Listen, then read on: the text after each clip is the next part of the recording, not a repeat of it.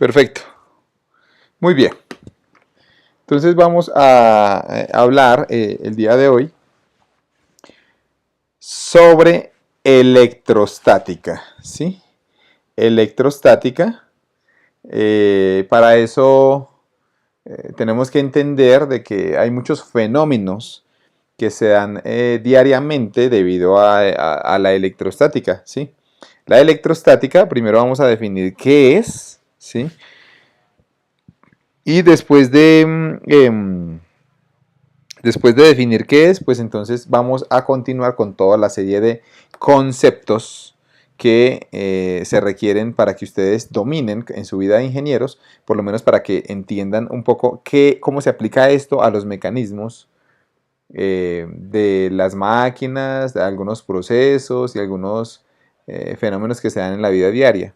Entonces, a ver, lo primero que tenemos que tener en cuenta es lo siguiente. Pues electro viene de la palabra electricidad, ahorita vamos a ver de dónde surgió ese término, ¿sí?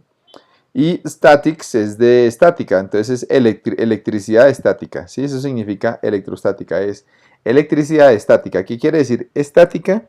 Pues que no está en movimiento, ¿sí? Básicamente esa es la definición de electrostática. Es la parte de la física que estudia es la parte de la física que estudia las cargas eléctricas en reposo, ¿sí? Es la parte de la física que estudia las cargas eléctricas en reposo, ¿sí? Entonces, básicamente, esto es lo que tenemos que tener en cuenta, porque hay otra rama de la física que vamos a ver más adelante que se llama electrodinámica, ¿sí? Y la electrodinámica es ya cuando las cargas están en movimiento, ¿sí? Que ya son otros fenómenos diferentes. Pero por el momento, en esta parte del curso, nos vamos a dedicar a estudiar, nos vamos a dedicar a estudiar eh, las cargas cuando están en reposo, ¿sí? Por eso se llama electrostática. Perfecto. Entonces, si ustedes tienen esto en claro, vamos a ir estudiando estos fenómenos y ya cuando estemos viendo las cargas en movimiento, van a surgir adicional a estos que ya vimos otros, ¿sí? Ok. Bueno, entonces lo primero que vamos a ver es que, como ustedes pueden ver en esta diapositiva, nosotros podemos apreciar que hay diversos fenómenos de la física, ¿sí? No sé de pronto, ustedes que alcanzan a ver en esta primera figura, ¿sí? Por favor, ahí vamos a poner que ustedes que ven en la primera figura, en esta primera figura vamos a decir que esta es la figura 1, ¿sí? Figura 1, a ver, ustedes que alcanzan a ver ahí, escríbanme en los comentarios, en la figura 1, ¿sí? Ok. Muy bien, algunas personas están poniendo ahí que es un arreglo fotovoltaico, ¿sí? O un panel solar. Bueno, vamos a ver más adelante, muchachos, que efectivamente, sí, estos son paneles solares. Vamos a ver más adelante que el nombre real, eh, a lo que nosotros le llamamos paneles, realmente no son paneles, sino que son módulos fotovoltaicos. Es decir, el nombre real de esto es módulo fotovoltaico. Y cuando usted coge varios módulos y los conecta en serie y en paralelo, eso se llama ya un panel, ¿sí? ¿Estamos de acuerdo? Un panel solar. Entonces, en este caso, estamos viendo, pues podríamos decir, estamos viendo paneles solares, arreglos fotovoltaicos o también módulos fotovoltaicos, que son los que permiten que la luz se convierta en electricidad con el efecto fotovoltaico, ¿sí? Hay una parte de la física, bueno, esto lo vamos a ver más adelante en este curso, pero básicamente esta es la parte, cuando uno estudia electricidad y magnetismo, también puede estudiar y entender cómo funcionan estos sistemas y cómo diseñar, bueno, un diseño muy básico de estos sistemas, unos fundamentos básicos de estos sistemas, ¿sí? Muy bien, ahora díganme por favor ustedes qué ven en esta figura 2, en esta figura 2 díganme qué ven, a ver. Pónganme por favor ahí qué están viendo. ¿Qué están viendo aquí en esta figura, en esta que ustedes ven aquí en la segunda? A ver, pónganme en los comentarios, por favor. Miren que aparece en la segunda, figura 2.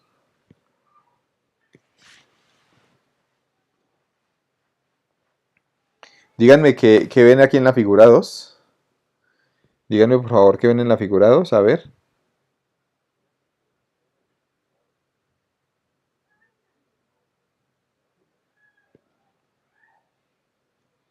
Chispas, dicen por ahí. Julián David dice chispas. Juan José Montana dice que ni idea. Ok, bueno. Un corto. Ok. Juan Esteban dice un corto. Cortocircuito, ni idea. Ok, bueno, perfecto, sí. Efectivamente, esto es un cortocircuito, que es lo que a menudo puede llegar a producir incendios, ¿sí? Nosotros a través de la física podemos entender por qué se da un cortocircuito, ¿sí? A través de estudiar los fenómenos de la electricidad, de estudiar los materiales y de estudiar las propiedades de esos materiales, podemos saber en qué condiciones de la física se da un cortocircuito, ¿sí? Bueno, perfecto. Ahora miremos esta figura. Díganme qué ven aquí, en la figura 3. A ver, ese sí lo reconocen.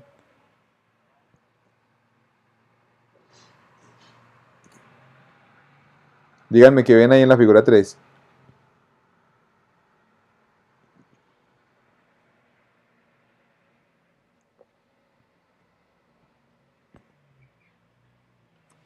Un auto eléctrico siendo cargado, efectivamente. Efectivamente es un carro eléctrico que está siendo cargado y ahora ustedes saben que cada vez más el mundo se va a mover hacia esta dirección. Empresas como Tesla van a hacer posible de que esto se masifique. Ya en Estados Unidos hay muchas electrolineras, en Europa también, en Colombia y en Sudamérica apenas están comenzando, pero efectivamente están cargando. Esto es un vehículo eléctrico que se está cargando y hay carga rápida y hay carga lenta, ¿sí? Muy bien. A ver qué ven aquí en la lámina 4, qué alcanzan a ver. Si lo alcanzan a leer ahí, a ver.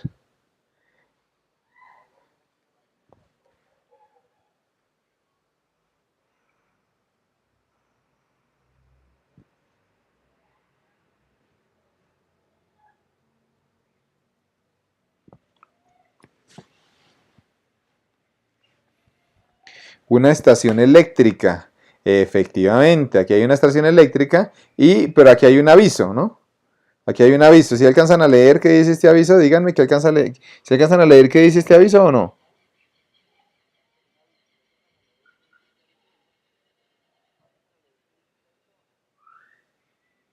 Dice peligro de muerte, peligro de alta tensión.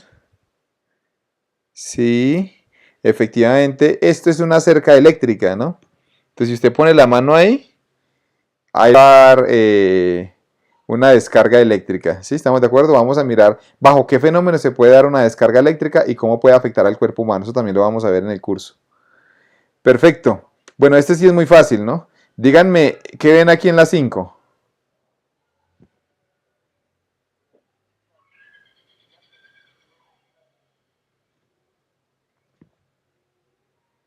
¿Qué ven ahí en la 5?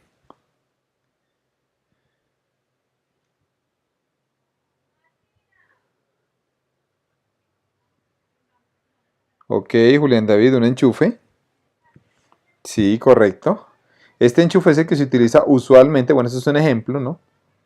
De cómo nosotros podemos conectar nuestros aparatos eléctricos, ¿sí? Esto también lo vamos a ver, digamos, dentro del curso. Aquí vemos unos conductores que están con un aislante, ¿cierto?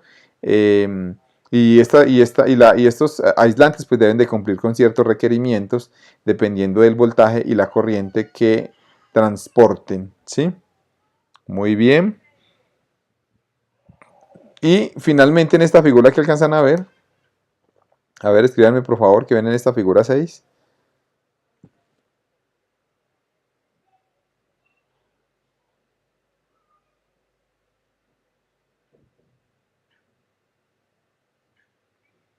Díganme qué alcanzan a ver en esta figura 6. A ver, escríbanme por favor ahí. Dice Julián David un electrocardiograma, una representación de una onda, dice Joan. Efectivamente es un electrocardiograma, ¿sí? Todos sabemos que cuando conectan a una persona, miden la señal por ejemplo, de su corazón. La miden mediante ondas, mediante un sensor que le ponen allí, y ahí pueden captar la señal de la onda que tiene de actividad la persona para monitorear a nivel biomédico la señal del corazón. Analizando estas señales, yo puedo saber si la persona tiene una patología en su corazón o si no tiene una patología en su corazón, cómo está latiendo el corazón, etcétera, ¿sí? Podemos analizar. Muy bien. También puede ser una onda en un osciloscopio, ¿sí? Como dice Brian. Muy bien. Ok, entonces todos estos fenómenos los vamos a ir viendo a lo largo de la asignatura, son fenómenos muy interesantes. La electricidad y magnetismo es una parte de la física que es apasionante. Y el día de hoy nos vamos a dedicar específicamente a entender una parte, vamos a comenzar con la electrostática y vamos a ver una fuerza que es muy importante, ¿sí? Una fuerza muy importante que es la que vamos a introducir en este momento. Entonces voy a comenzar con esta pregunta. ¿Sí? Vamos a comenzar una pregunta. ¿Qué tal si existiera una fuerza atractiva universal como la gravedad, ¿sí? Como la gravedad, pero billones y billones de veces más fuerte? Esa es una pregunta. ¿Qué tal si existiera una fuerza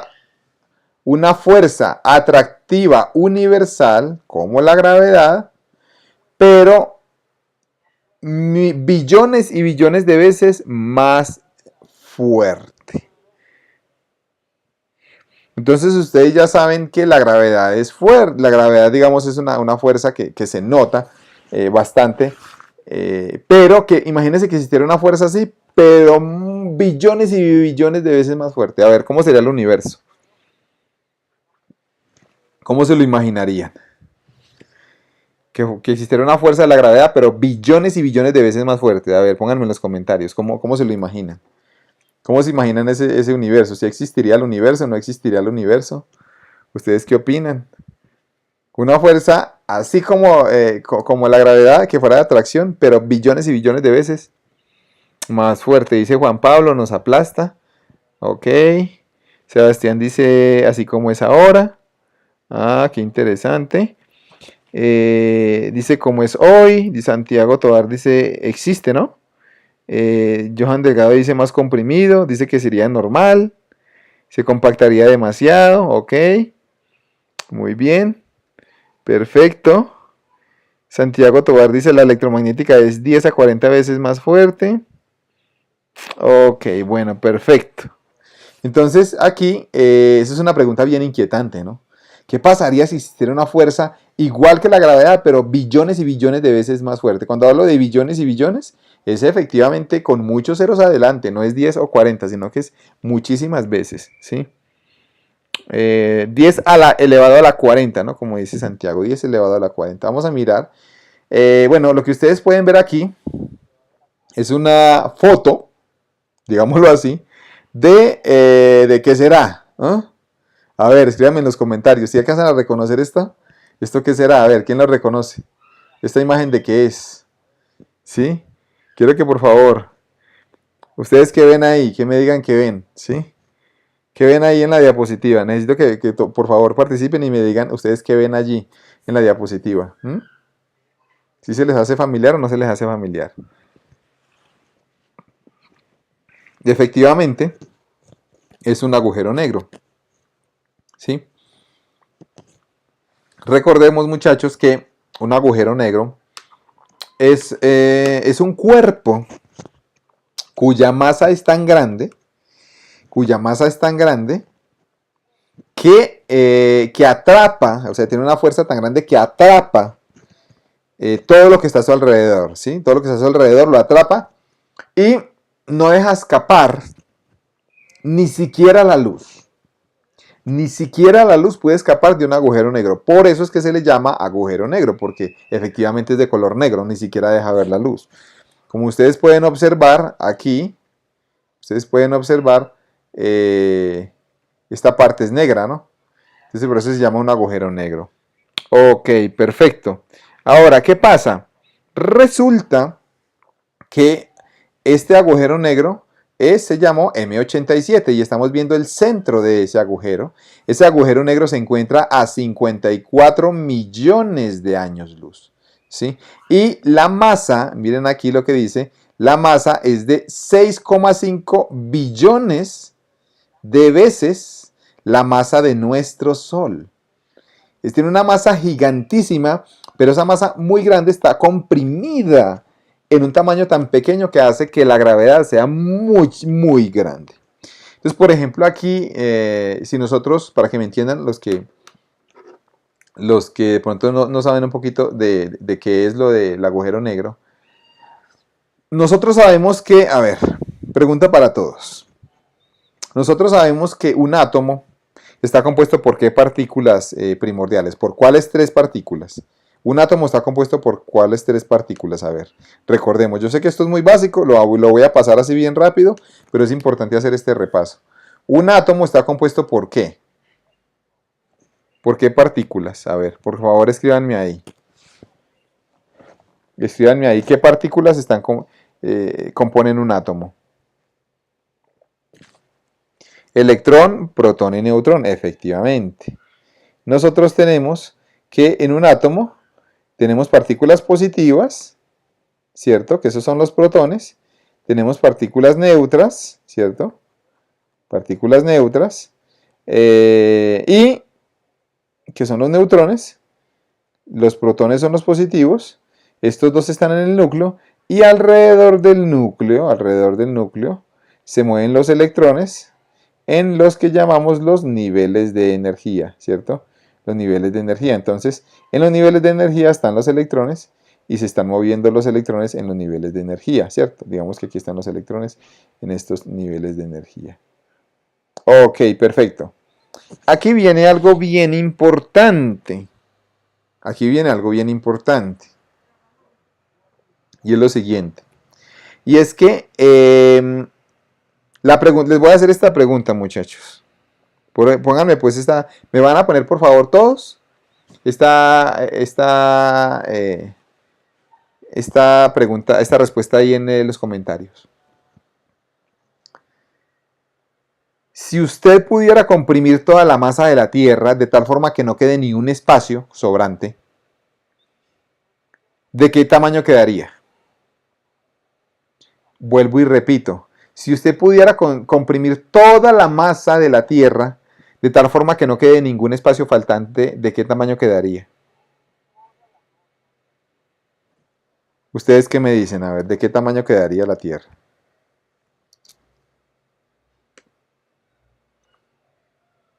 A ver, los escucho.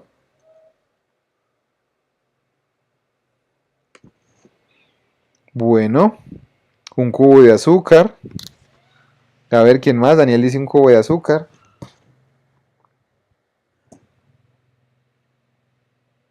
Una taza de té. Ok. Dice por ahí Juan Sebastián, una taza de té. Santiago Tobar, una canica. Ok. Bueno, esa es una pregunta interesante. Ok. Bueno, miren lo siguiente pues. Resulta que ustedes sabían que el átomo, la mayor parte del átomo es vacío, es espacio hueco, que no tiene materia. De hecho, el núcleo, que es este que está acá, y después siguen los electrones, si ustedes cuentan cuánto vale este espacio que yo les estoy señalando aquí, todo este espacio que ustedes ven acá, este espacio que queda entre el núcleo y los niveles de energía, es un espacio muy grande, ¿sí? Y es un espacio vacío, ¿sí? Entonces, todo eso es un espacio vacío que no se está aprovechando. ¿Estamos de acuerdo?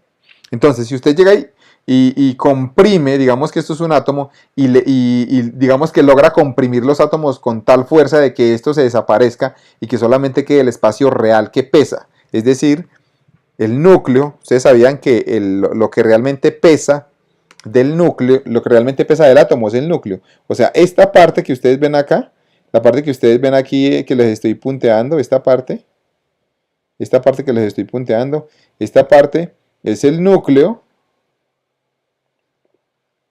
¿sí? Y esta parte, que es el núcleo, este núcleo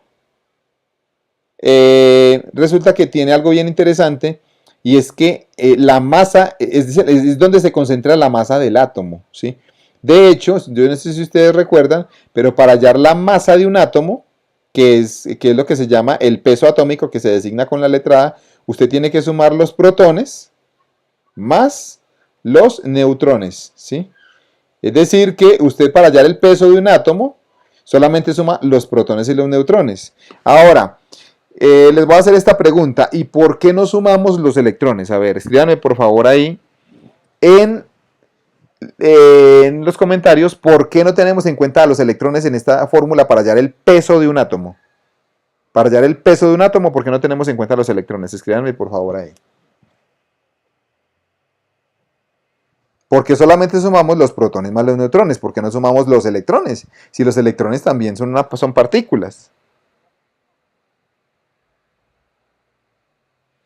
Dice Sofía, tienen peso despreciable, porque no tienen masa, porque la masa es despreciable. Bueno, efectivamente, ¿sabían ustedes, muchachos, que la masa de un electrón, muchachos, es aproximadamente equivalente, o más bien pongámoslo así, la masa de un protón, la masa de un protón es equivalente a 1836 veces la masa de un electrón, ¿sí? Aproximadamente. Quiere decir que usted para reunir la masa de un protón tendría que reunir 1836 electrones. O sea, la masa es tan pequeña que es despreciable, por eso no se toma en cuenta aquí. ¿Sí? No se toma en cuenta por eso. Es decir, que realmente lo que pesa del átomo es el núcleo. Quiere decir que todo esto que ustedes ven aquí afuera, todo esto es un espacio vacío y que es un espacio que se puede utilizar. Entonces resulta, muchachos, que en un agujero negro estos espacios no existen. Si hablamos de un agujero negro, estos espacios ya no existen. Y todo es compacto, completamente compacto. De hecho, si la Tierra se pudiera reducir hasta un tamaño en el cual ya no existan nada de estos espacios, quedaría más o menos del tamaño de una canica. ¿Sí? Más o menos del tamaño de una canica. Es decir, se podría recoger con una cucharadita de azúcar. Por eso también estaban diciendo ahí un cubito de azúcar, efectivamente.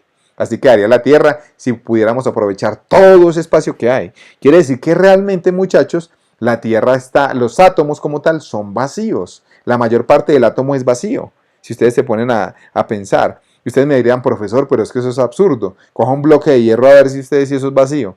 Efectivamente, un bloque de hierro es pesado, un bloque de plomo es pesado. Sí, imagínense usted, cuando usted va al gimnasio, por ejemplo, coge una pesa, usted va a coger una pesa, por ejemplo, de 50 kilos, de 40, 50 kilos. Cuando usted la va a levantar, usted dice, no, pues esto no es vacío. Claro, no es vacío.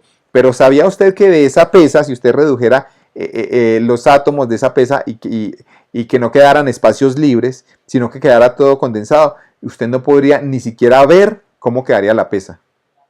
No la podría ver a simple vista, ¿sí? Entonces miren lo interesante de que la mayoría de nuestro espacio está diseñado de tal forma de que los átomos, realmente la parte que pesa es muy pequeña. Entonces en un agujero negro eso es lo que pasa, tiene una masa tan grande, tan grande, tan grande, tan grande, que todos estos espacios se reducen y este está a 6.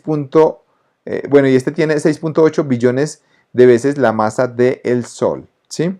Esta fotografía se tomó con 8 telescopios diferentes alrededor del mundo. ¿Sabían ustedes que se hicieron observaciones durante 5 días? Esos 8 diferentes telescopios hicieron observaciones durante 5 días. Y en total, al transponer todas esas imágenes en abril del 2017, al unirlas ya nos da esta imagen, ¿sí? O sea que no solamente es una fotografía, ¿sí? Para que lo tengamos en cuenta.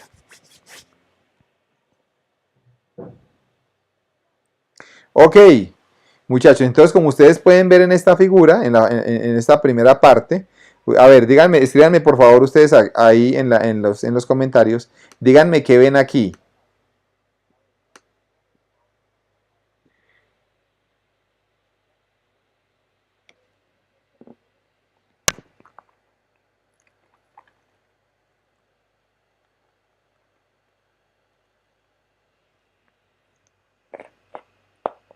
Por favor me van a copiar ahí qué ven.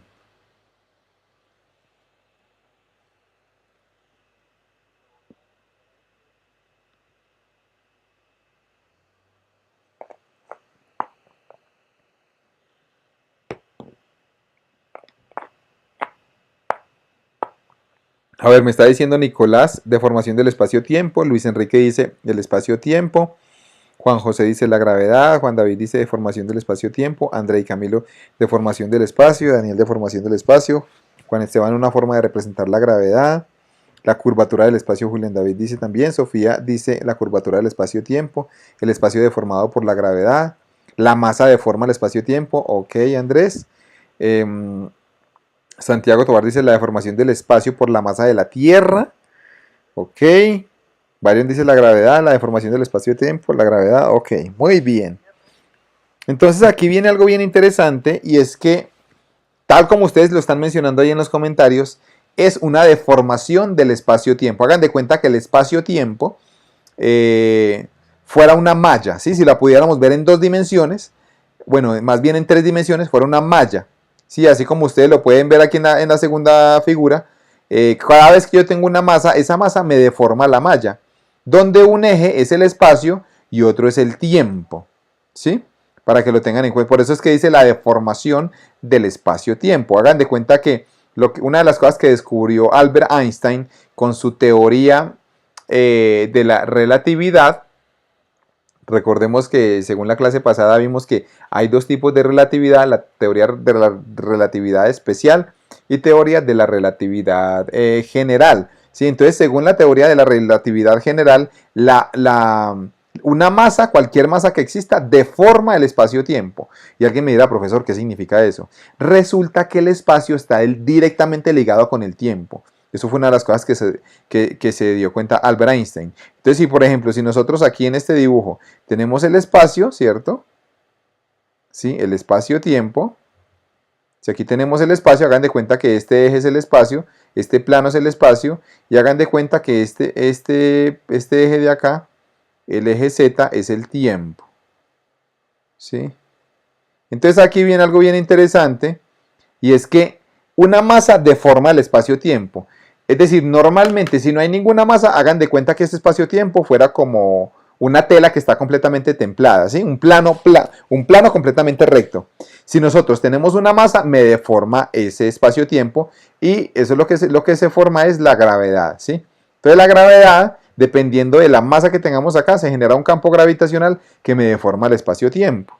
¿Eso qué es lo que significa? Que el solo hecho de que exista una masa afecta cómo transcurre el tiempo y también afecta al espacio. Ay, ¿cómo así, profesor? ¿Qué significa eso? Sí, efectivamente, como ustedes pueden ver aquí, la Tierra está deformando el espacio-tiempo alrededor de ella y la Luna está atrapada dentro de esa deformación del espacio-tiempo y por eso está dando vueltas y no se puede escapar de su campo gravitacional, ¿sí? Básicamente así lo podemos pensar y eso lo sucede en todo aspecto para todo cuerpo que esté en el universo. Obviamente, entre más masa tenga el cuerpo, pues más va a deformar el espacio-tiempo. ¿Sí? Estos ya son aspectos de la relatividad general de Albert Einstein. Entonces, para que ustedes me entiendan un poco este concepto, aquí nosotros podemos ver el Sol. El Sol, miren la deformación que provoca en el espacio-tiempo. Ahora, después del Sol podemos ver un cuerpo ya mucho más masivo. ¿Qué será esto de acá? Esto es una estrella de neutrones. Como su nombre lo dice, es una estrella que solamente está conformada por neutrones. Tiene una masa muy grande, mucho más grande que el Sol, y por lo tanto tiene una gravedad muy grande. Como tiene una gravedad muy grande, como ustedes se pueden dar cuenta, aquí deforma el espacio-tiempo de una forma bien significativa. ¿Qué es lo que significa esto, profesor? Que aquí el tiempo pasa muy lento. Aquí se dilata el tiempo en esta parte. Si ustedes separan una estrella de neutrones, si lo pudiera hacer, obviamente eso no se puede, pero si usted separa aquí en la estrella de neutrones, se daría cuenta de que el tiempo pasa muy lentamente en comparación a si usted está fuera de la Tierra, de la estrella de neutrones, es decir, en otra parte del universo. Pero lo que es más masivo en el universo sería un agujero negro. Un agujero negro, mire toda la deformación que causa en el espacio-tiempo.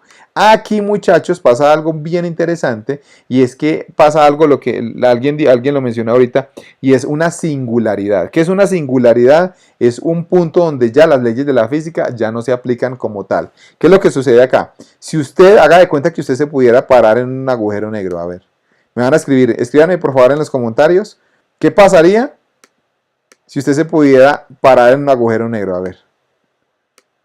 Díganme qué le pasaría. Si se pudiera parar en un agujero negro, ¿qué le pasaría a usted?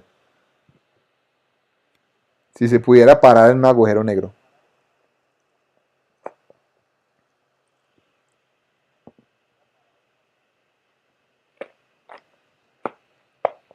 Juan José Montana dice, no envejece. Efectivamente, en un agujero negro el tiempo es infinito.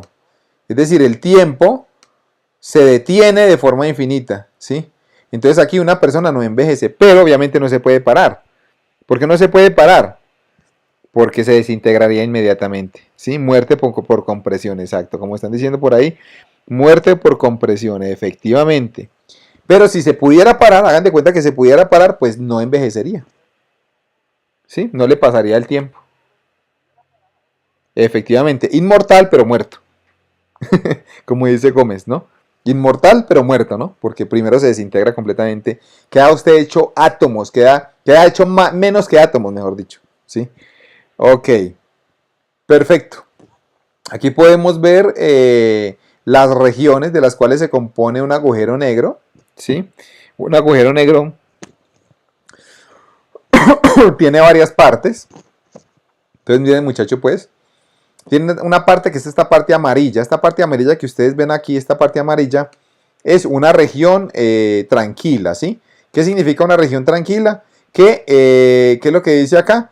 Que la influencia gravitacional se desprecia, es decir, cualquier cuerpo que pase por acá, por esta parte amarilla, no le va a pasar absolutamente nada, ¿sí?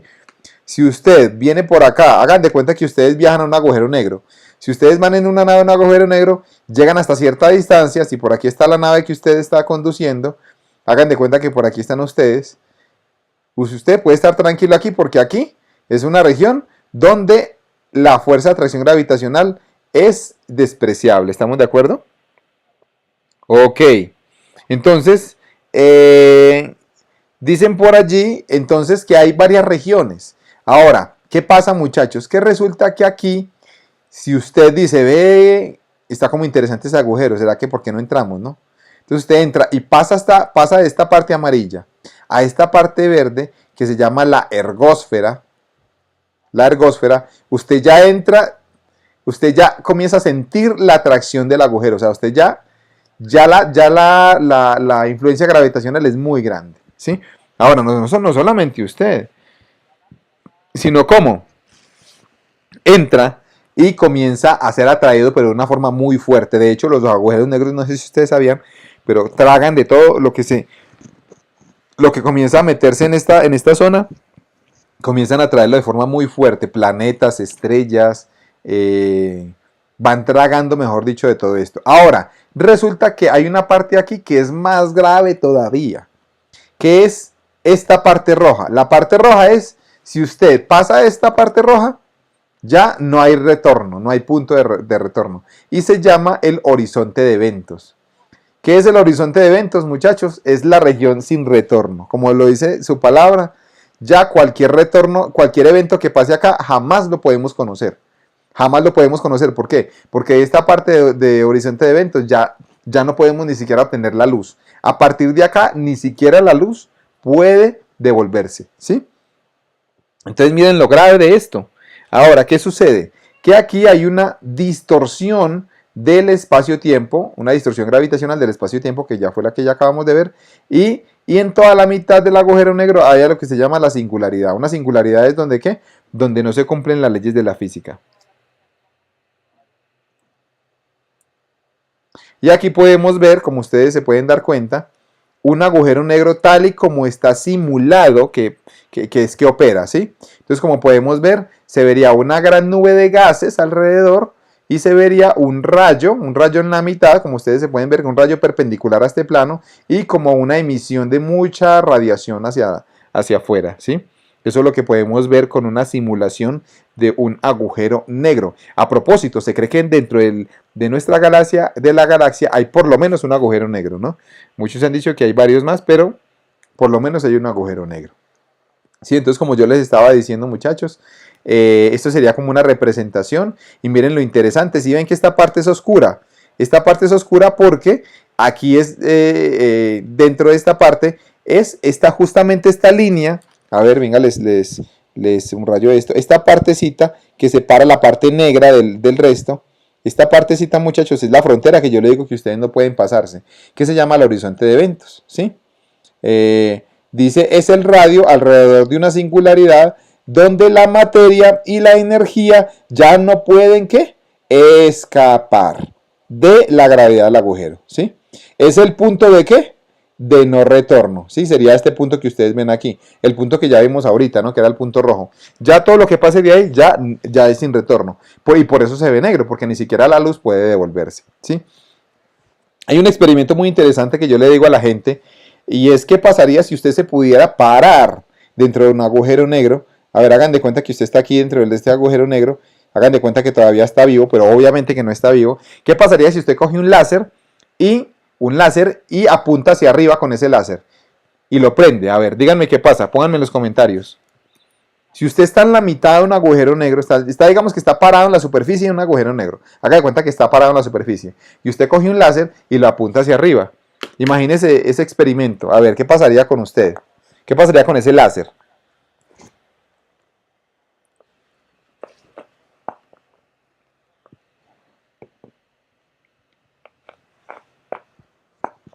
Exacto, muy interesante. Usted prende el láser y ni siquiera el láser puede salir.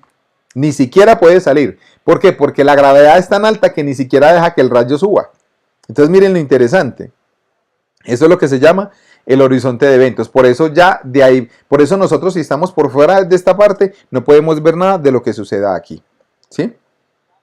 Muy bien, básicamente esto es. Y me interesa también, solamente quería saber que esta parte que ustedes ven acá, si ven este rayo que ustedes ven aquí, este rayo que ustedes ven acá que está emitiendo el agujero negro, es muy importante. Se llama el rayo relativístico, ¿sí?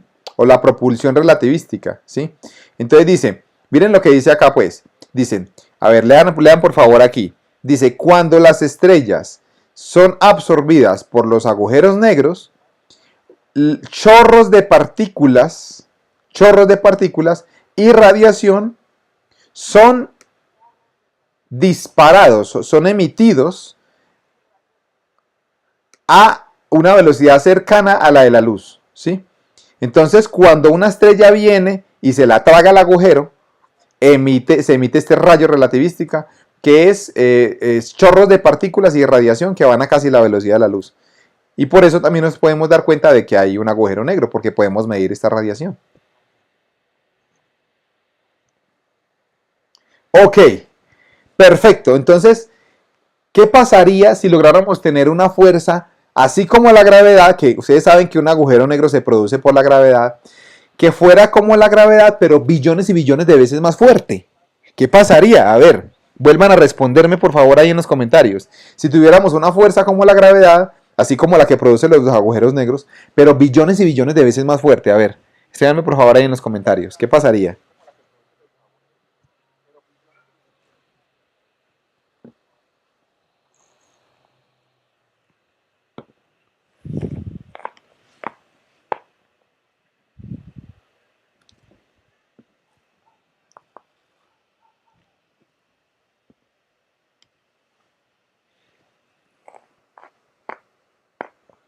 A ver, ¿ustedes qué creen? ¿Qué pasaría si tuviéramos una fuerza así de potente como la que produce agujeros negros? Porque ustedes saben que la gravedad es la que produce agujeros negros, pero billones y billones de veces más fuerte. Me dice Andrei, el centro del universo. Daniel Castaño dice, se vería chiquito el universo. Dice Juan José, el universo crecería más rápido. Ok, bueno, sigamos entonces adelante. ¿Qué pasaría? Ahora miren la segunda pregunta. Ahora miren la segunda. Miren lo que dice Isabela. Todo el universo sería un agujero negro. Exacto. Eso muy bien, Isabela. Isabela Ceballos dice, todo el universo sería un agujero negro. Efectivamente. Todo sería un agujero negro, ¿sí? Porque si solamente con la gravedad podemos obtener estos agujeros negros, ahora imagínense que existiera una fuerza como la gravedad, pero billones y billones de veces más fuerte y que se fuera atractiva. Obviamente todo sería un agujero negro, ¿sí? Ok, perfecto. No existiría el universo. Ahora miren la siguiente pregunta. ¿Qué pasaría si existiera una fuerza repulsiva, una fuerza de repulsión, como la gravedad, pero billones y billones de veces más fuerte, pero ya no como la gravedad, sino a diferencia de la gravedad, que fuera repulsiva? Billones y billones de veces más fuerte. Entonces, a ver, por favor, escríbanme en los comentarios cómo se imaginan ustedes una fuerza que fuera billones y billones de veces más que la gravedad, pero repulsiva. ¿Cómo se lo imaginan? A ver.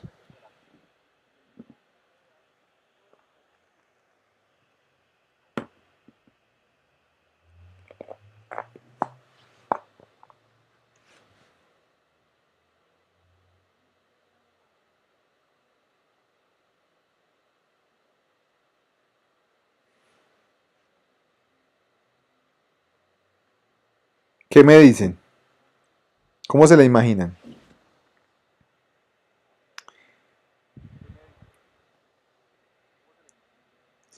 Los cuerpos viajarían como rayos en el espacio, sí. Ok, dice Santiago. Daniel Castaño dice se expandiría más rápido. Un universo quieto. Ok. Ahora, bueno, pues entonces por un lado, una fuerza que comprime todo y se forma un agujero negro. Por otra parte, todos nos imaginamos como muchas partículas viajando muy rápido, sin gravedad. El universo completamente expandido, exacto. Fuera algo muerto, muy expandido, perfecto. Ahora miren lo que sigue. Viene esta tercera pregunta, pues ahora. Dice, suponga que el universo consiste de dos tipos de partículas, positivas y negativas. Suponga que estuvieran en igual número esas partículas, o sea, que existiera igual número de partículas positivas a igual número de partículas negativas. De tal forma que esta fuerza estuviera perfectamente balanceada. Imagínense que tuviéramos partículas positivas, partículas negativas, por lo tanto, imagínense que existieran en igual número, de tal forma que esas fuerzas estuvieran perfectamente balanceadas. La pregunta es, ¿cómo sería ese universo? ¿Qué pasaría si yo cojo esas fuerzas y las balanceo perfectamente? ¿Cómo sería? ¿Cómo se imagina que fuera un universo así?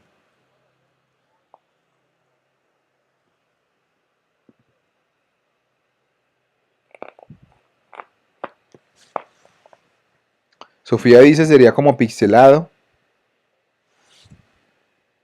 Juan Sebastián dice estático. Yo creería que se suspenden los cuerpos, dice Tobar, o sea, como flotando, ¿no? Santiago Tobar dice que flotarían. Bueno, muy interesante. Sería como el actual, dice Giner. Ok, muchachos, aquí viene la respuesta. ¿Cómo sería ese universo? Sería así. Taratatán, esa es la respuesta.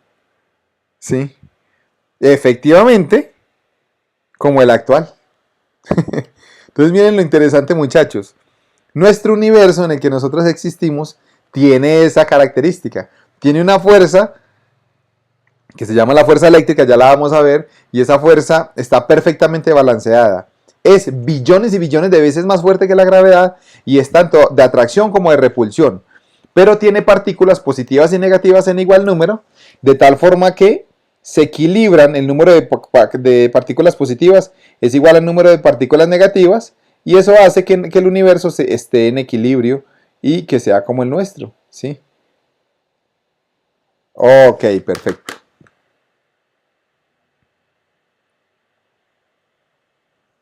Muy bien. Ahora, pregunta para todos. Esta pregunta yo creo que sí me la pueden responder. A ver, y espero que todos me la respondan en los comentarios porque veo que hay muy poquitos que están participando. Por favor, traten de participar todos. Dicen, miren lo que dice pues. Ya sabemos que en este universo pues las fuerzas están balanceadas, ¿cierto? O sea que no hay peligro de que se convierta en un agujero negro o de que se expanda y que siga moviéndose sin fin, sin formar estrellas ni nada. Entonces están completamente balanceadas. La pregunta es, ¿dónde están balanceadas esas fuerzas? ¿Dónde se balancean las fuerzas de atracción y de repulsión? De tal forma que el universo quede equilibrado. Y esa es la pregunta que les estoy haciendo. ¿Dónde? ¿En qué parte se balancean esas fuerzas? A ver, los escucho a todos.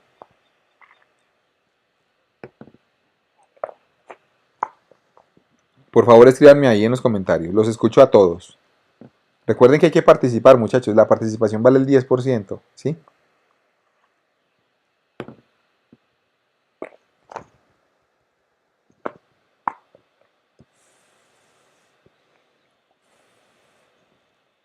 Dice, en los núcleos, dice Juan Esteban en los núcleos, dice Luis Enrique en el centro, Nicolás dice en los núcleos, en el centro dice Camila, Juan Pablo dice en el centro, en los orbitales atómicos en el centro, en el núcleo de los átomos, en todo el universo.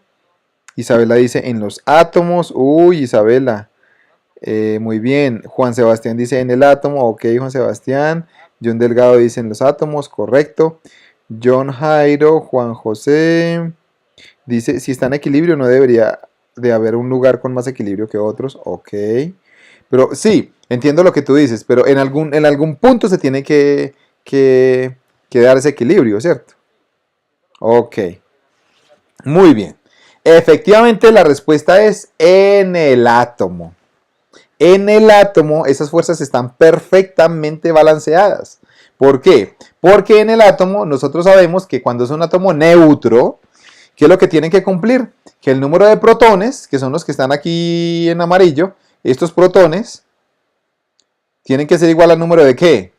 De electrones. Aquí vemos 3 protones y vemos 3 electrones que están dando vueltas alrededor de los protones, ¿sí? Entonces, en el átomo es donde las partículas se equilibran en igual número y ya todo esto queda neutro, muchachos. Gracias a esa propiedad de los elementos químicos que tienen todos los átomos es que el universo puede estar así. Cuando esto se desbalancea es cuando se crean esos grandes problemas, ¿no? Cuando esto se desbalancea, ¿sí? ¿Qué quiere decir que se desbalancea? Cuando ya no hay igual número de cargas positivas y negativas. Si esto no existiera así, muchachos, nuestro universo sería un agujero negro o estaría expandiéndose indefinidamente. Entonces, está diseñado de tal forma de que estas partículas se equilibren unas con otras, justamente en dónde? En el átomo, ¿sí? Básicamente, por eso los átomos son tan especiales y los elementos son tan especiales. Es decir, que ustedes cuando vean la tabla periódica se van a dar cuenta de que esos elementos que hay en la tabla periódica, a ver, pónganme por favor ahí en la tabla periódica, ¿cuántos elementos hay? Pónganme por favor ahí en los comentarios cuántos elementos hay en la tabla periódica.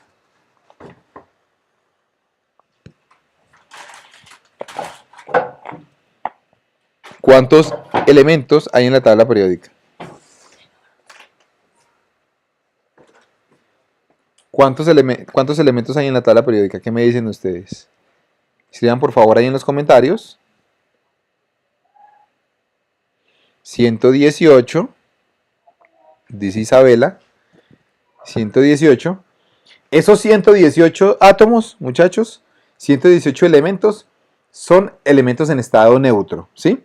Quiere decir que tienen igual número de protones que de neutrones. Y gracias a eso es que podemos tener en cuenta un universo como lo vemos, completamente sin problema. Ok. Muchachos, resulta que ustedes en este momento ya les cambié la diapositiva. A ver, escríbanme ustedes ahí en los comentarios, ustedes qué creen que es eso.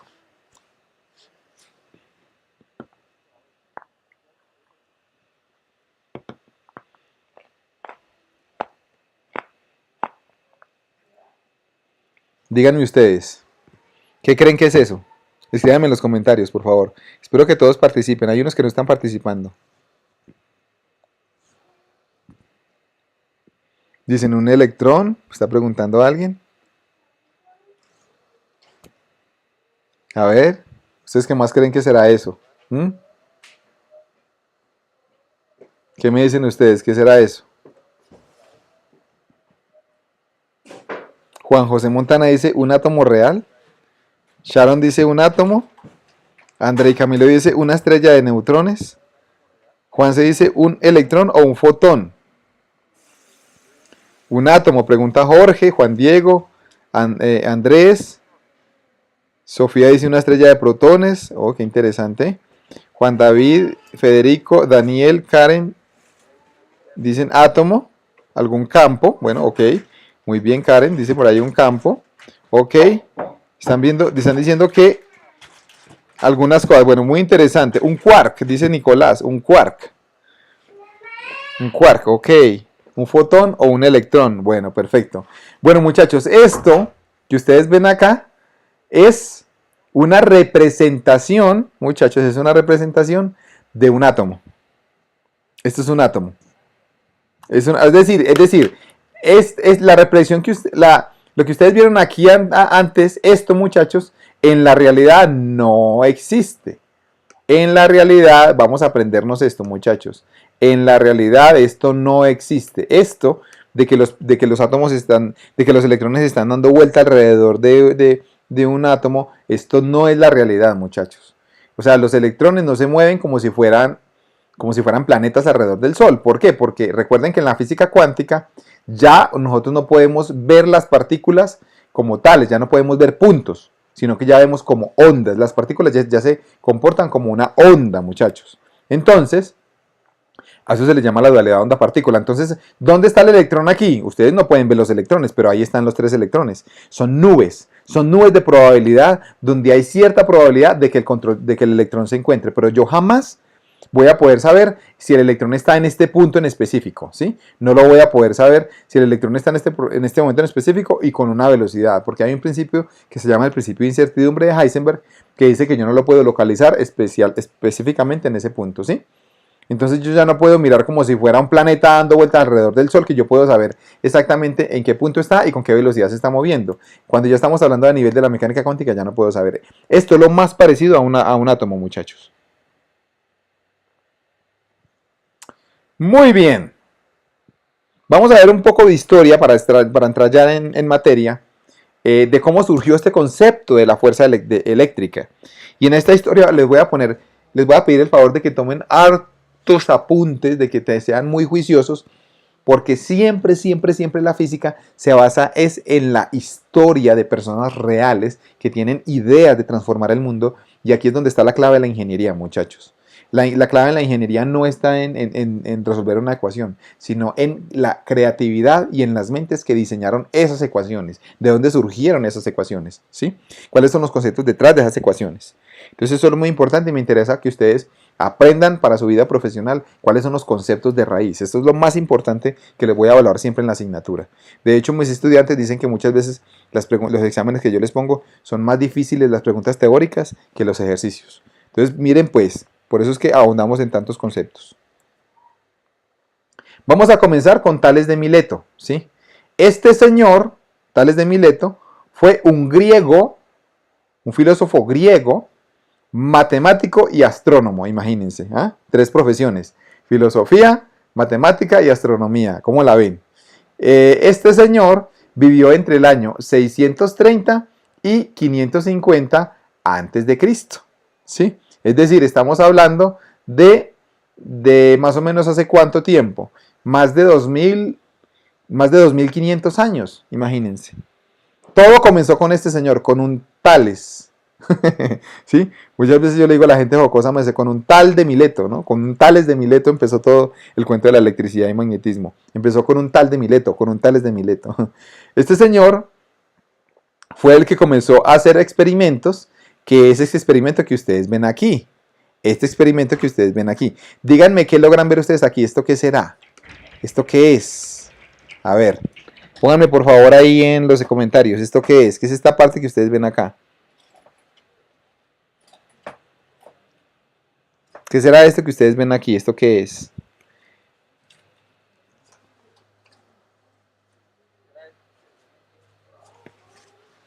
A ver, díganme qué es eso.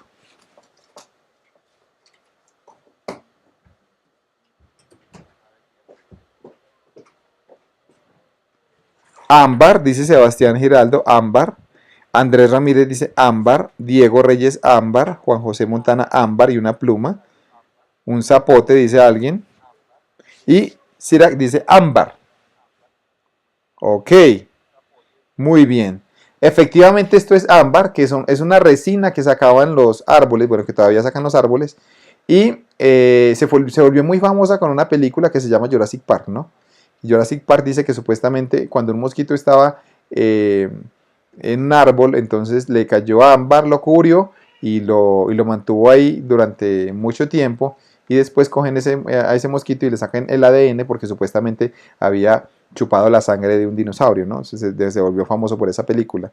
Este ámbar, que es esa resina, si usted lo frota y le acerca una pluma, la atrae, ¿sí?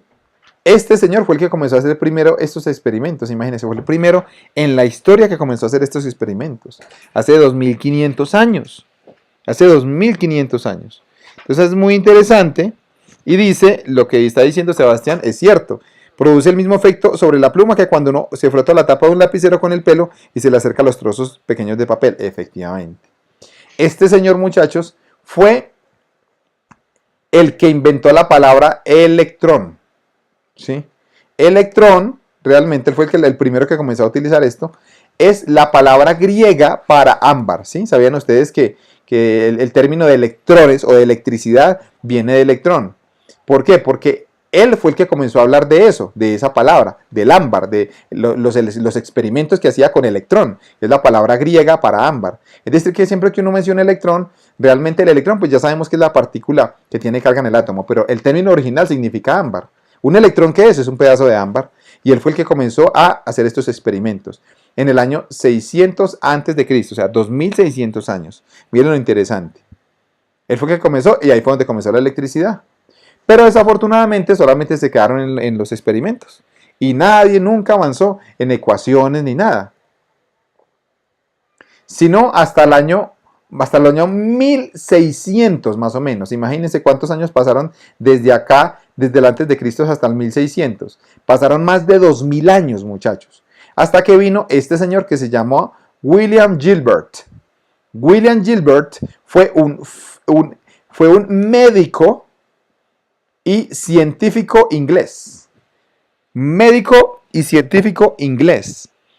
Este señor que fue un médico y científico inglés, fue el que partió la historia de la electricidad y magnetismo prácticamente, ¿cierto? Bueno, más bien el que la comenzó.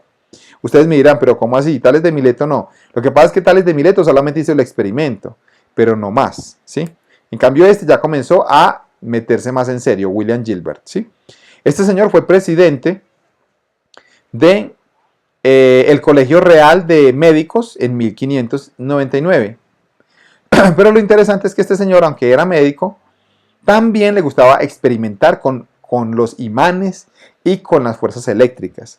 Fue la primera persona en la historia, escúchenme muy bien, la primera persona en la historia en usar los términos polo magnético. La primera persona en la historia.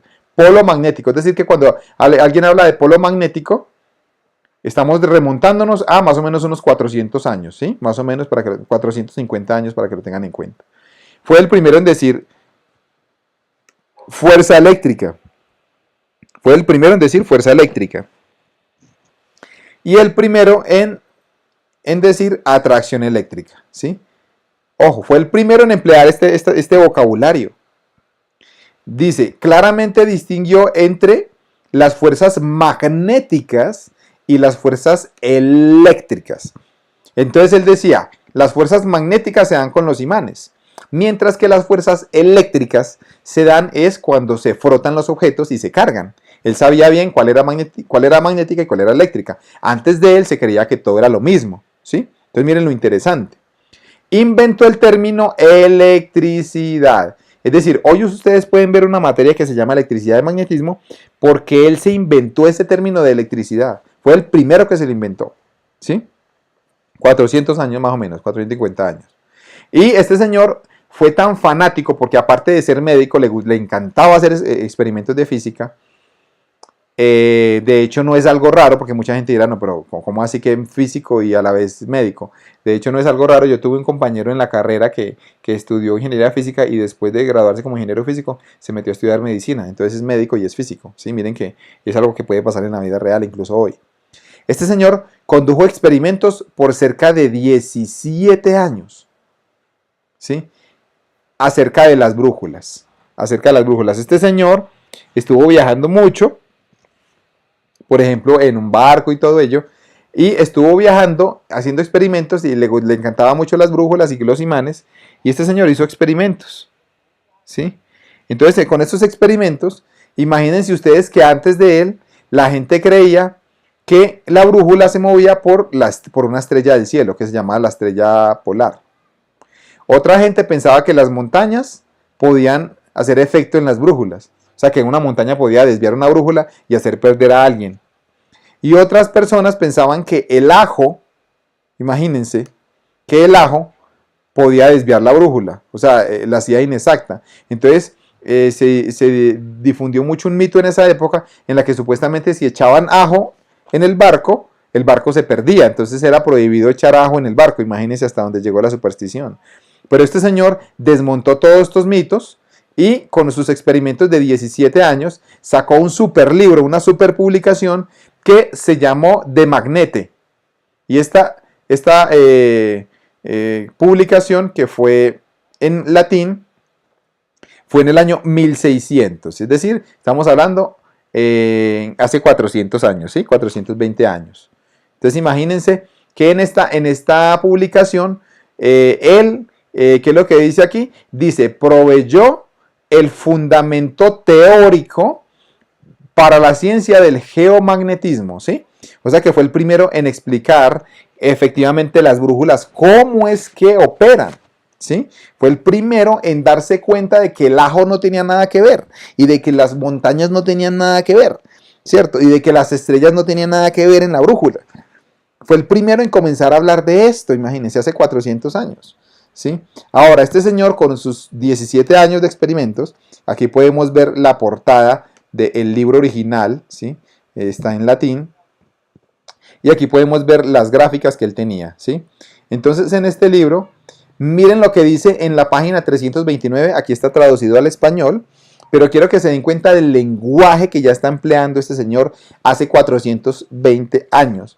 Dice, por la maravillosa sabiduría del Creador se implantaron fuerzas. Miren, fue el primero en hablar de fuerzas. Se implantaron fuerzas en la Tierra, fuerzas animadas, principalmente, con el fin de que el mundo pueda con firmeza tener dirección. Imagínense. Estaba ya diciendo de las brújulas, que las brújulas van a apuntar en una dirección. Y que sus polos puedan ser opuestos. Entonces él ya fue el primero en hablar de polos. En polo norte y polo sur. Fue el primero, ¿sí? Que sus polos puedan ser opuestos, de modo que en ellos, como en los extremos de un eje, pueda llevarse a cabo el movimiento de la rotación diurna. Ustedes saben que la Tierra, hagan de cuenta, si nosotros tenemos que esta es la Tierra, ustedes saben que la Tierra tiene dos polos, ¿no? El polo norte y el polo sur. Pero resulta, muchachos, que el polo magnético, los polos magnéticos, que son los que atraen a las brújulas, están en direcciones contrarias a los polos normales. Quiere decir que aquí en el polo norte realmente es el polo sur magnético. Y el polo sur geográfico es el polo norte magnético. Es decir, está como al revés el asunto. El polo norte, si usted se va para Canadá o más arriba, ese polo norte terrestre realmente es el polo sur del imán. Entonces la Tierra es, aquí voy a poner aquí el campo magnético. Entonces la Tierra es como un imán gigante que tiene líneas de campo magnético, esto lo vamos a ver más adelante, y estas líneas de campo magnético vienen de esta forma, ¿sí? Son muchas líneas, y estas líneas de campo magnético generan un escudo que protege a la Tierra contra el viento solar, ¿sí? Contra el viento solar son partículas, son chorros de partículas que vienen hacia la Tierra. Si nosotros no tuviéramos este escudo magnético, muchachos, si no tuviéramos este escudo magnético, cualquier llamarada del sol, ese viento solar, nos quitaría la atmósfera terrestre. ¿Sabían eso? Si no tuviéramos este escudo, ese chorro de partículas que viene del sol, porque el sol mantiene emitiendo esas partículas, llegaría y nos dejaría sin atmósfera. Y si no hay atmósfera, pues se va la vida. Entonces tenemos que tener ese escudo magnético. Ahora, este escudo magnético se genera en el interior de la Tierra cuando el magma se mueve. Ese hierro fundido que se mueve genera ese escudo magnético. Entonces miren lo interesante. Miren lo interesante. Esto es una de las características también para que un planeta sea habitable. Que tenga un escudo magnético y que tenga por dentro unas corrientes de metal fundido que generen ese campo, ¿sí? Eso es un requisito para que un planeta sea habitable. Entre otros, ¿no? Porque sabemos que uno es el agua líquida, como vimos en la clase pasada. El otro es que tenga una corteza terrestre, por ejemplo. El otro es que tenga un escudo magnético. El otro es que tenga una luna grande, como ya la habíamos visto. Es decir, estos son todos esos requisitos que debe tener un planeta para que sea habitable, ¿sí? Ahora, este señor fue tan importante, se hizo tan famoso, que le encantaban los experimentos, que él tenía como un show de magnetismo o un show de electricidad, ¿sí? Y este señor fue invitado, fue contratado como el médico de la corte, imagínense, de la reina Elizabeth I en el año 1601, ¿sí? Fue contratado como el médico de ella, y algo muy interesante es que él le gustaba ir a hacer experimentos y mostrarlo a ellos, y todos quedaban fascinados al ver estos experimentos, y la reina Isabel quedó, mejor dicho, contentísima al ver estos experimentos. Ella quedó tan contenta que en el año 1603 le dejó una beca para que él comprara todo lo que necesitara para su laboratorio, para dotarlo y para hacer todos los inventos que él quería hacer. Desafortunadamente, él murió en noviembre de 30 de ese mismo año. Es decir, no alcanzó a disfrutar la beca. Ese fue el problema, no alcanzó a disfrutar la beca.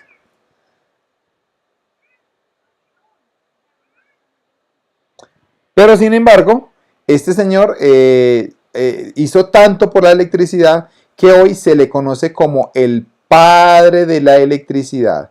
El padre de la electricidad, ¿sí? Entonces, este señor, William Gilbert, por favor grábenlo, porque él fue el primero que inventó el término de electricidad. Inventó el término de electricidad, ¿sí? Y que condujo el fundamento para los descubrimientos acerca de la electricidad. Es decir, que prácticamente la ciencia de la electricidad empezó fue con él. ¿Qué sucede acá, muchachos? Que este señor descubrió las leyes de la atracción y repulsión entre los imanes, y todo eso lo publicó en el libro que ya les dije que se llama De Magnete. Y aquí viene algo muy interesante, muchachos. Aquí viene lo interesante, y es que él alimentó el pensamiento, o sea, digamos que fue como el partidario para Galileo, ¿sí? Cuando Galileo estaba pensando que la Tierra daba vueltas alrededor del Sol, se influenció mucho por los pensamientos de este señor, ¿sí? Y de esta forma de trabajar se convirtió más adelante en el modelo para el método científico. Aquí podemos ver un experimento, por ejemplo, de tantos experimentos que él hizo, y es que ustedes pueden coger un peine, lo pueden frotar con una tela y después lo acercan a unos papelitos, ¿no? Y con esos papelitos se van a dar cuenta, muchachos, de que se atraen, como se pueden dar cuenta. Se atraen por la peineta, ¿sí? Entonces, esto es lo que pasa cada vez que una persona se peina, deja el peine cargado. Miren esto. ¿Sabían ustedes que a mí me invitaron, bueno, una vez me invitaron a una fiesta y en esa fiesta vi algo muy interesante? No sé si ustedes se han dado cuenta de que hoy las bombas casi ya no las pegan con cinta, sino que las bombas, yo quedé muy sorprendido porque cuando llegué a esa fiesta estaban inflando todas las bombas, ¿cierto? Y después llegaban y cogían la bomba y alguien se la frotaba en la camisa y la ponía en el techo y no se caía. Entonces cuando yo vi eso, yo dije, ve, ellos están utilizando la física sin darse cuenta. Sí, usted puede hacer eso con una bomba. Coja una bomba, inflela, frótela y después la parte que frotó, acérquela al techo y ya no se va a caer de ahí. Ya no están utilizando la cinta para eso, están utilizando este fenómeno. Ya vamos a ver cómo se llama. Pero miren lo que sucede aquí, muchachos. Aquí tenemos el globo o la bomba y quedó cargada, quedó frotada.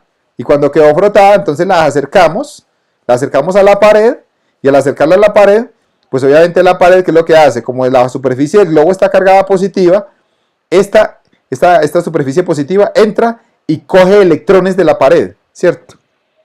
Y al coger electrones de la pared, muchachos, ya queda cargada negativa y pues la pared queda positiva y queda ahí pegada por siempre. No, realmente eso dura todo. Yo estuve, por ejemplo, en ese evento que yo les dije a ustedes, en esa fiesta, y eso duró toda la tarde. O sea, hasta que no baje eso de ahí, eso dura siempre, porque eso ya queda con ese fenómeno, ya quedan unidas con la fuerza de atracción. Entonces usted puede utilizar, muchachos, este efecto, que ya les voy a decir cómo se llama, para hacer sus decoraciones en las fiestas. Miren lo interesante.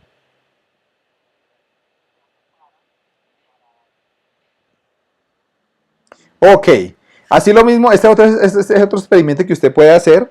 Les recomiendo que lo hagan también. Entonces, miren, por ejemplo, usted llega y coge un vaso desechable, ¿cierto? Coge un vaso desechable y lo frota en un paño. Y después abre la llave, la abre y la deja que gotee, un chorrito bien delgadito. Y lo acerca acerca el vaso que ya está frotado, lo acerca y se van a dar cuenta de que él atrae las moléculas del agua. ¿Sí? Atrae las moléculas del agua. Entonces, bien interesante para que hagan ese experimento. Es muy interesante.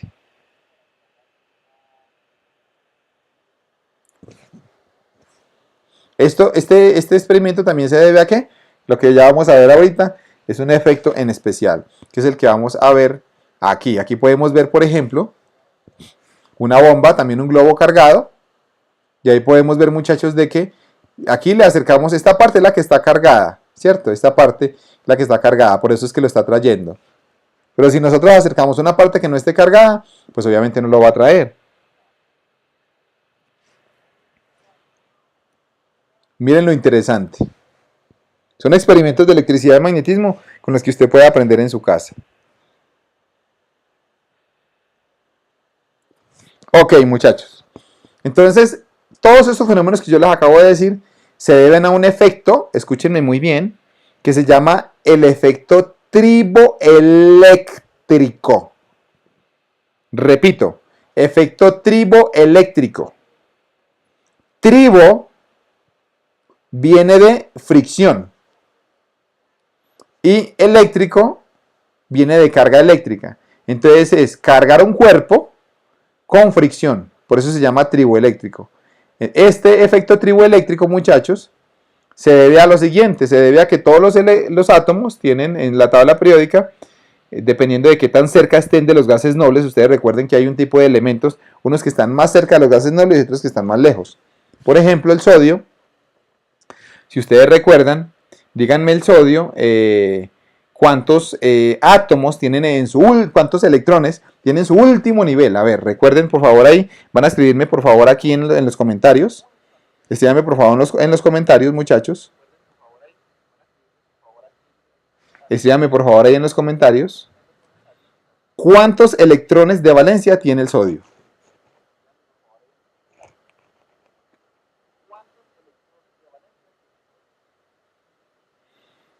Ok, tiene uno. Sí, me están diciendo Julián David, Ana Tobar y Nicolás.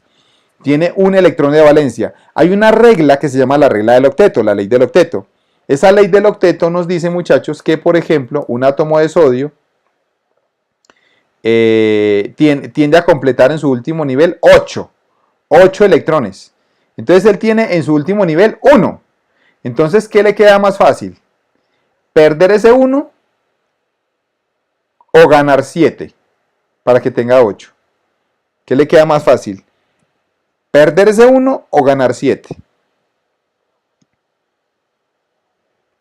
Entonces la respuesta, muchachos, es que le queda más fácil perder ese 1. Y alguien me dirá, profesor, pues es que si pierde 1 se queda sin nada. Y yo le digo, no, no, porque si pierde ese 1, por dentro de ese nivel, o sea, por debajo de ese nivel hay otro, ¿sí? Entonces se pierde ese nivel, digámoslo así, se pierde este último nivel, se pierde, y debajo de ese nivel que perdió, donde estaba ese electrón, ahí tiene un nivel que sí tiene los 8, ¿sí estamos de acuerdo? Entonces por eso es que siempre la pregunta es si ¿qué le queda más fácil? ¿Perder 1 o ganar 7? Entonces al sodio le queda más fácil ¿qué? Le queda más fácil perder 1, ¿sí? Entonces lo que yo diría es que el sodio tiende a cargarse positivamente. ¿Estamos de acuerdo? Tiende a cargarse positivamente. Quiere decir que si usted coge sodio, él tiende a perder ese electrón. En cambio hay otros que tienden a ganar un electrón. Y eso se llama una propiedad atómica que se llama la afinidad electrónica. La afinidad electrónica es la tendencia que tiene un átomo a cargarse negativamente. Es decir, a capturar electrones. Esa es la afinidad electrónica. Y dependiendo de la afinidad electrónica, muchachos, cuando ustedes ponen dos sustancias y las se tocan entre sí, electrones de uno van a pasar al otro. ¿Dependiendo de qué? De la afinidad electrónica para completar la ley del octeto. ¿Estamos de acuerdo? O sea, todo se debe a que ellos tienden a completar la ley del octeto, ¿sí? Ahora, este efecto es de frotación, pero no necesariamente se necesita que se froten los cuerpos, solamente con que se junten y se dejen quietos. De hecho, ustedes no sé si se han dado cuenta de que hay unos libros o unas revistas que cuando uno las saca y las comienza a pasar, ellos tienen como las hojas pegadas, o en esas carpetas que son, ¿se han visto esas carpetas en las que meten los trabajos las personas? Que hay veces la carpeta tiene como que es de plástico y que tiene como las hojas y que cuando usted la intenta pasar la hoja queda como pegada a la carpeta. Miren que ahí no se ha frotado nada, pero solamente el hecho de estar en contacto estar en presión con ese contacto, ya hizo que una se cargara y la otra también. Se llama el efecto triboeléctrico, pero no necesariamente se necesita que haya fricción, no. Solamente con ponerlos en contacto ya pasan electrones de uno al otro, ¿sí? Entonces es por la ley del octeto, para que lo tengamos en cuenta. Aquí pasa algo bien interesante y es que en esta tabla, muchachos, tenemos diferentes sustancias. Entre más valor tenga esa sustancia, más positiva tiende a cargarse, entre más valor. Entonces, por ejemplo, aquí tenemos que la espuma, el foamy, el que llaman la espuma de poliuretano, una espuma tiende a cargarse con un más 60 nanocoulomb sobre joules. Esa sería la afinidad electrónica. Y nosotros, por ejemplo, si tenemos esta espuma, la comparamos con el acrílico. El acrílico es el que tiende antes a perder electrones. Miren, a ganar electrones, perdón, tiende a cargarse negativamente. Mientras que esta tiende a cargarse positiva, esta tiende a cargarse ¿qué?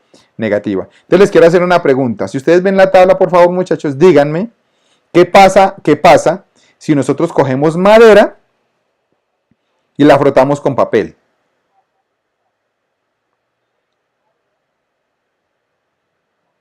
¿Quién queda positivo? Vuelvo y pregunto. Vuelvo y pregunto. Si usted tiene madera y la frota con papel, ¿de qué signo? ¿Quién queda positivo? A ver, miren la tabla. Tiene madera y se frota con papel. ¿Quién queda positivo?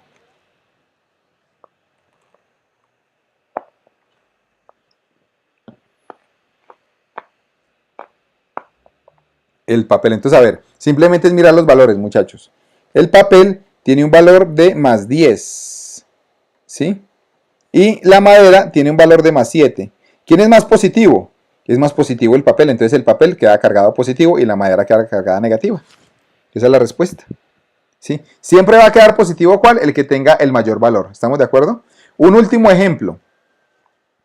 Usted tiene una peineta de nylon. Tiene una peineta de nylon. Y se peina su cabello con esa peineta de nylon. ¿Quién queda positivo?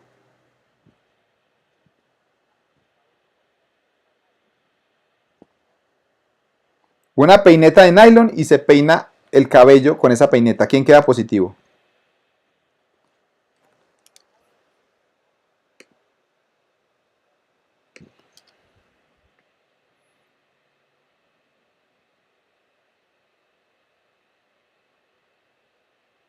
Entonces queda positivo el cabello, que es este. Efectivamente, este es el cabello y la piel. Siempre, muchachos, el cabello y la piel, el cuerpo humano es de lo que más tiende a quedar positivo. Es decir, el cuerpo humano o el cabello tienden siempre a perder electrones, ¿sí? Tienden siempre a quedarse positivos. Y, eh, y el nylon, lo podemos ver acá. Miren que es más positivo el cabello que el nylon. Entonces, por eso el nylon queda cargado positivo. Perdón, el cabello queda cargado positivo y el nylon queda negativo, ¿sí? Para que lo tengan en cuenta. Y por eso es que pasa el famoso efecto frizz, del cabello frizz, ¿cierto? ¿Por qué se carga el cabello? Porque las mujeres cuando se están peinando, ustedes se han visto que hay mujeres que sufren con eso y mantienen peinándose en todas partes, y entre más se peinan, más se le para el cabello. ¿Sí se han dado cuenta de eso? Porque estas personas lo que hacen es que se peinan y al peinarse pues están cargando más el cabello, y con las condiciones atmosféricas a veces cuando casi no hay humedad ese efecto se aumenta, ¿sí? Se llama el efecto frizz, o más bien pongamos el efecto triboeléctrico. Quiere decir que cuando usted ve a una mujer eh, con el cabello así, bueno, como dicen por ahí, dice Juan Pablo, no me asuste, y Daniel Castaño está preguntando que si es Goku.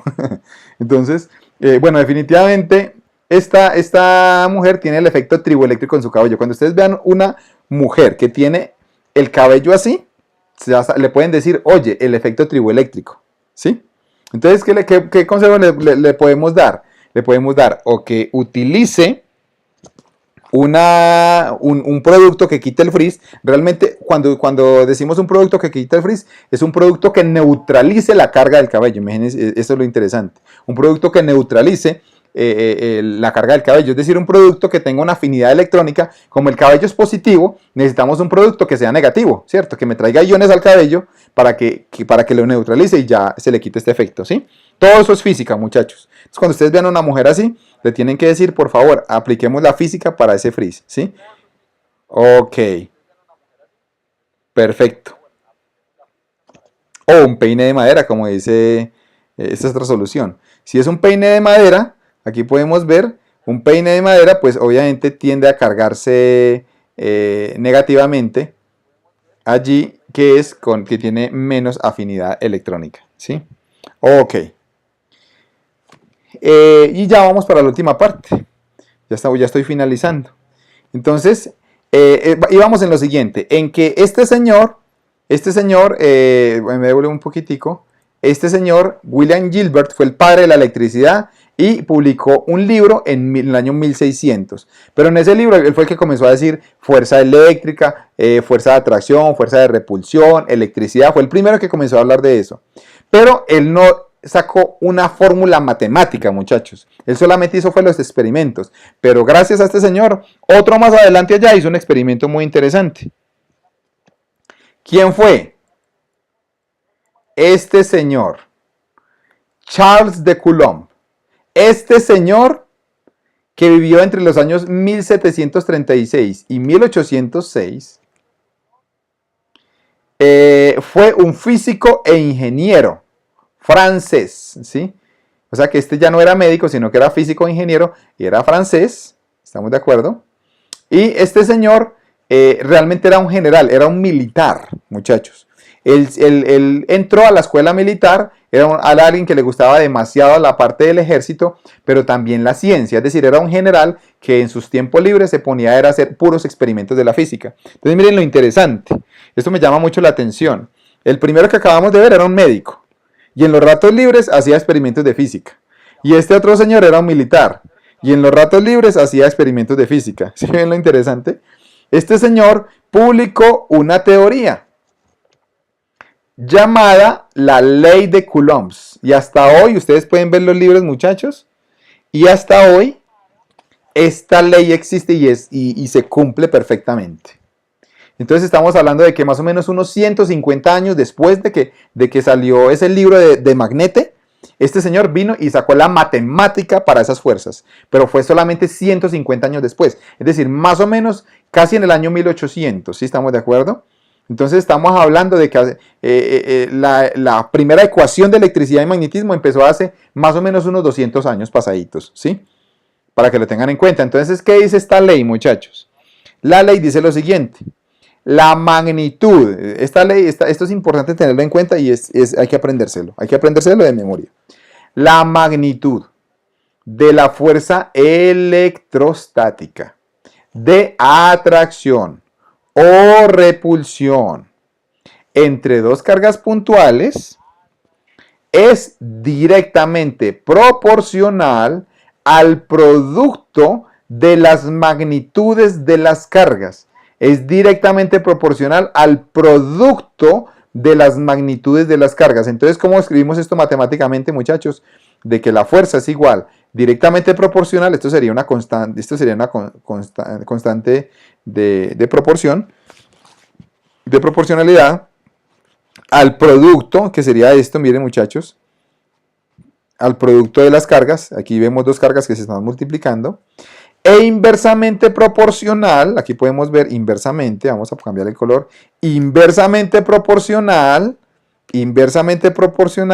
al cuadrado de la distancia entre ellas, ¿sí? Entonces aquí podemos ver que este inversamente proporcional al cuadrado de la distancia, donde R es la distancia entre las cargas, ¿sí? Entonces, esta es la ley de Coulomb, muchachos. Y aquí viene dos dibujitos. Este dibujo de acá arriba es bien interesante, y es que cuando nosotros tenemos dos cargas, una positiva con otra positiva, las cargas se repelen. Las cargas se repelen, ¿sí? Cuando son dos cargas positivas, se repelen.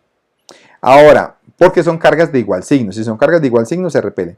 Si son cargas de diferentes signos, ¿de qué? Se atraen. Si son cargas de diferentes signos, se atraen, ¿sí? Entonces, esta es la ley de Coulomb y esta es la ley en la que vamos a ahondar en las próximas clases. Esta es la forma matemática que descubrió ese señor. Esta constante que ustedes ven acá se llama constante de Coulomb. Ya la vamos a ver en la siguiente diapositiva. Y forma parte de las constantes fundamentales, muchachos. Constantes eléctricas. Esto yo les voy a pedir por favor de que lo anoten bien, por favor, en su cuaderno, para anotar las constantes eléctricas fundamentales. Y es cuánto vale esa constante eléctrica. Esta constante eléctrica que ustedes ven acá, vamos a mirar cuánto vale. Entonces el valor exacto es 8,98, 755, 1787 por 10 a la 9 newton por metro cuadrado sobre coulomb cuadrado, ¿sí? Ahora, este valor, muchachos, se puede aproximar. Este 7 que ustedes ven acá, se puede aproximar como 988, ¿sí? Este es el valor aproximado que usualmente se toma. Otras personas simplemente lo aproximan a ¿qué? Este valor a qué está próximo. Díganme, este valor está próximo a qué. Todo el valor. Si usted lo tuviera que poner como una cifra. Díganme qué valor pondrían. Si usted tuviera que poner una cifra, ¿qué valor pondría aquí?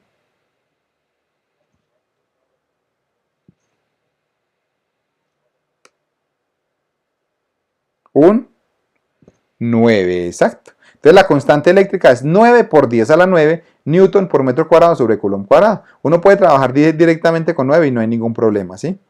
Ok, esa constante, muchachos, viene dada también por esta otra ecuación. Por favor, escriban esta otra ecuación. Se llama 1 sobre 4 pi sub 0. Esta constante se utiliza demasiado en los problemas de física. Esta se llama constante eléctrica y este E sub 0 se llama permitividad del espacio libre o permitividad del vacío, ¿sí? Entonces esta acá es 1 sobre 4 pi sub 0 y este E sub 0 es esta de acá, que es la permitividad del espacio libre. Esto lo vamos a retomar más adelante en las ecuaciones de Maxwell. Vamos a hablar un poquito más de esta permitividad del vacío que tiene que ver con la velocidad de la luz. ¿Sí? Eso tiene que ver con las ecuaciones de Maxwell. Entonces, el E sub 0 es 8,85 por 10 a la menos 12 coulomb cuadrado sobre newton metro cuadrado. ¿Sí? Estas son las constantes que tenemos que dominar nosotros y esta es una de las constantes que son bien importantes. De hecho, ya les voy a hacer una pregunta sobre esta constante, que es esta pregunta que ustedes ven acá. ¿Sí? Recuerdan que en la clase pasada vimos al final de que las constantes de la física están todas ajustadas para que pueda existir la vida, ¿cierto? Eso lo vimos nosotros, para que pueda existir la vida en el universo. Y la constante eléctrica es una de esas constantes, ¿sí? Que es esta constante que ustedes ven acá. Esta constante de la ley de Coulomb está ajustada para que exista la vida, y no solamente la vida, sino fenómenos como tales en el universo. Entonces la pregunta que les va a quedar es esta, ¿sí, muchachos? La pregunta es esta. ¿Cuál sería el efecto en las estrellas? Ojo.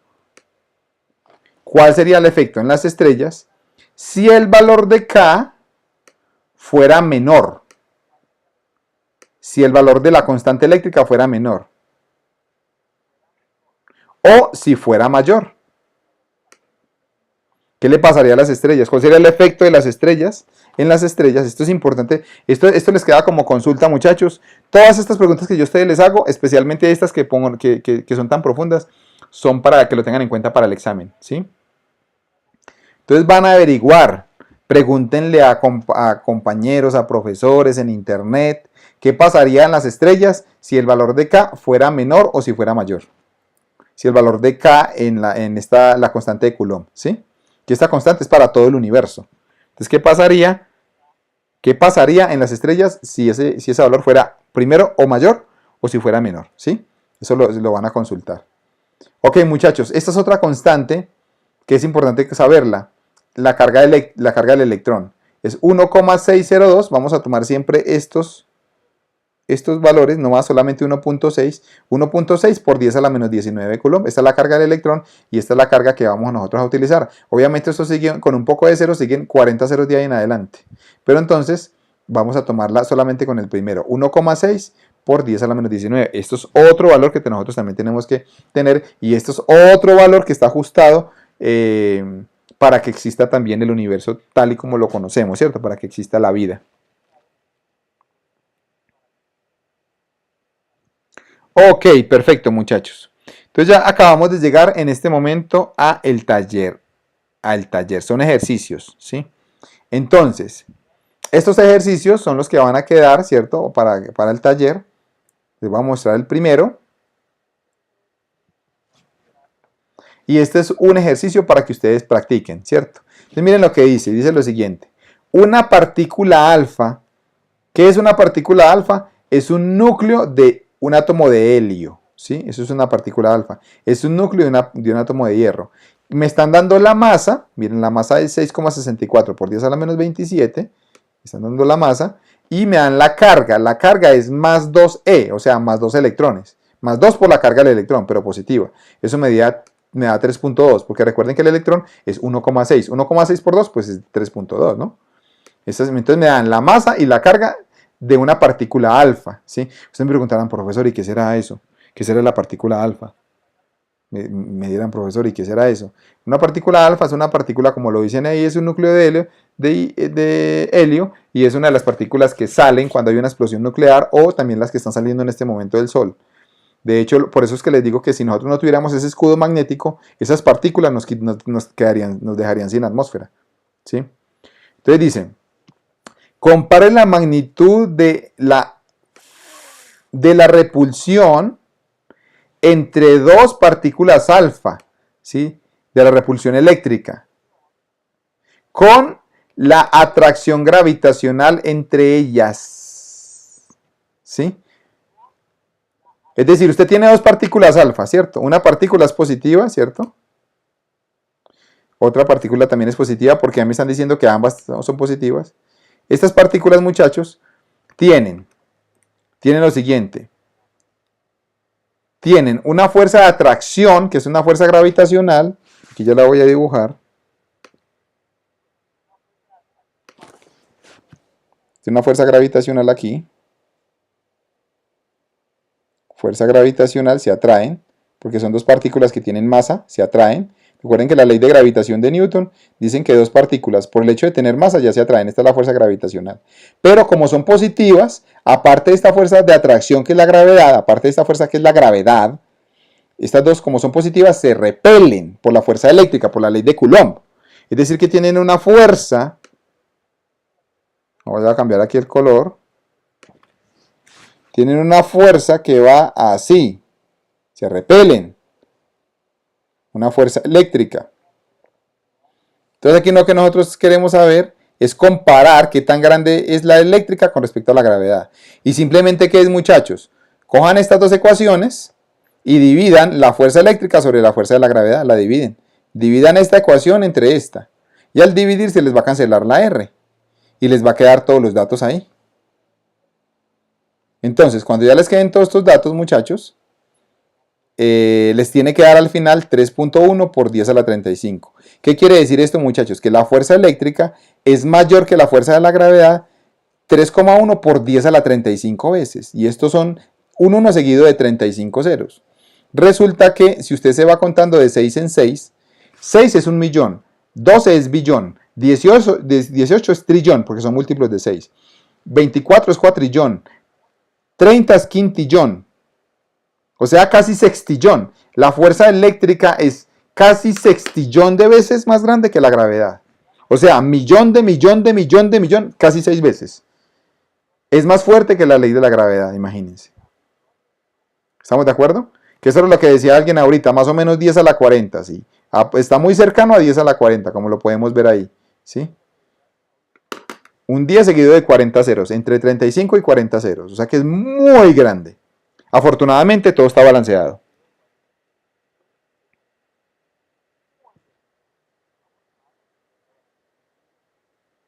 Entonces este es un punto que tienen que hacer, ¿cierto? Y el otro punto del taller sería este. Entonces, dice lo siguiente, dice, un humano promedio pesa alrededor de 650 newtons, ¿sí?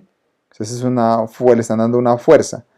Dice, si dos de estos humanos genéricos llevaran un coulomb de exceso de carga, uno positivo y otro negativo, o sea, imagínense que hay dos humanos, uno con un coulomb positivo y otro con una carga de un coulomb negativa, dice, ¿qué tan alejados deberían estar para que la atracción eléctrica entre ellos fuera igual al peso de 650 newtons?